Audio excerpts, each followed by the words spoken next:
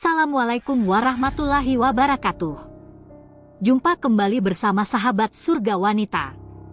Semoga sahabat sekalian selalu dalam keadaan sehat walafiat. Amin ya rabbal alamin. Kisah pemuda yang bertobat setelah menyetubuhi mayit gadis. Sesungguhnya Allah Ta'ala berkasih sayang kepada orang yang bertobat dan menyukai orang yang bersuci. Sebesar apapun dosa seorang hamba selama ia tidak menyekutukan Allah, maka tobatnya akan diterima atas izin Allah Azza wa Jalla. Sebelum menyimak video ini lebih lanjut, alangkah baiknya untuk menekan tombol like dan subscribe, serta nyalakan lonceng notifikasinya agar tidak ketinggalan video terbaru dari kami. Dalam kitab Tanbihul Ghafilin karya Imam Abu Laits As-Samarkandi yang wafat pada 373 H, diceritakan kisah seorang pemuda di zaman Nabi yang bertobat setelah menyetubuhi mayit gadis. Awalnya Nabi Shallallahu Alaihi Wasallam murka mendengar pengakuan pemuda ini. Imam Abu Laits meriwayatkan dengan sanadnya dari Az-Zuhri radhiyallahu anhu berkata, pada suatu hari Sayyidina Umar bin Khattab masuk kepada Nabi Muhammad Shallallahu Alaihi Wasallam sambil menangis. "Ya Umar, mengapa engkau menangis?" Jawabnya, "Ya Rasulullah, di depan pintu ini ada seorang pemuda telah membakar hatiku sambil menangis." Baginda Nabi bersabda, "Ya Umar, masukkan dia kepadaku." Maka dimasukkan sambil menangis dan ditanya oleh Nabi, "Hai pemuda, apa yang menyebabkan kau menangis?" Pemuda itu berkata, "Ya Rasulullah, aku menangis karena dosa-dosaku banyak sedang aku takut kepada Tuhan yang Maha Perkasa sedang murka kepadaku." Nabi bertanya, "Apakah kau mempersekutukan Allah?" Jawabnya, "Tidak." Nabi bertanya lagi, "Apakah kau membunuh jiwa tanpa hak?" Jawab pemuda itu, "Tidak." Sabda Nabi, "Maka Allah Ta'ala akan mengampunkan dosamu walaupun sebesar 7 petala langit dan bumi dan bukit-bukit." Pemuda itu menjawab, "Maafnya Allah Ta'ala lebih besar." Nabi bersabda, "Sungguh tidak dapat mengampunkan dosa besar kecuali Allah Ta'ala yang Maha Besar, yang Maha Pemaaf dan Maha Pengampun." "Hai pemuda, beritakan kepadaku, apakah dosamu itu?"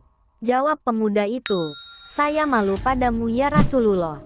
Nabi kembali bertanya, "Beritakan kepadaku apakah dosamu itu?" Pemuda itu pun menjawab, "Ya Rasulullah, saya tukang gali kubur sejak 7 tahun lalu dan pada suatu hari saya menggali kubur seorang gadis dari kaum Ansar. Dan setelah saya telanjangi dari kafannya, saya tinggalkan tetapi tidak jauh hawa nafsuku bangkit. Maka saya kembali dan menyetubuhi mayit gadis itu hingga puas lalu saya tinggalkan. Belum jauh tiba-tiba gadis itu bangkit dan berkata, 'Celaka kau hai pemuda. Tidakkah malu engkau dari Tuhan yang akan membalas pada hari pembalasan kemudian? Bila tiba masanya tiap orang zalim akan dituntut oleh orang yang dianiaya. Kau biarkan aku telanjang dan kau hadapkan aku di hadapan Allah sebagai orang janabat.'" Mendengar pemuda itu, Rasulullah bangkit bagaikan terdorong dari belakang sambil berkata, "Hai fasik, alangkah layaknya engkau masuk neraka. Keluarlah dari sini." Maka keluarlah pemuda itu. Ia pun bertobat kepada Allah Ta'ala selama 40 hari. Dan pada malam ke-40 ia melihat ke langit sambil berkata, "Ya Tuhannya Nabi Muhammad, Nabi Adam dan Ibu Hawa, jika engkau telah mengampunkan aku maka beritahulah kepada Nabi Muhammad dan sahabat-sahabatnya.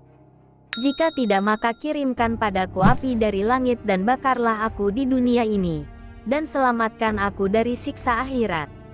Maka turunlah malaikat Jibril kepada baginda Nabi dan setelah memberi salam Jibril berkata, "Ya Muhammad, Tuhanmu memberi salam kepadamu." Nabi menjawab, "Dialah assalam. Dan daripadanya salam kepadamu dan kepadanya segala keselamatan." Jibril berkata, "Allah bertanya, apakah engkau menjadikan makhluk?" Jawab Nabi, "Bahkan Allah yang menjadikan aku dan semua makhluk." Lalu ditanya, "Apakah engkau memberi rezeki kepada mereka?" Nabi menjawab, "Bahkan Allah memberi rezeki kepadaku dan mereka." Kemudian ditanya lagi, "Apakah engkau memberi taubat kepada mereka?" Nabi menjawab, bahkan Allah memberi taubat kepadaku dan mereka. Lalu Jibril berkata, Allah Ta'ala berfirman, maafkanlah hambaku itu karena aku telah memaafkannya. Maka Nabi segera memanggil pemuda itu dan memberitahu padanya bahwa Allah Ta'ala telah menerima taubatnya dan memaafkannya.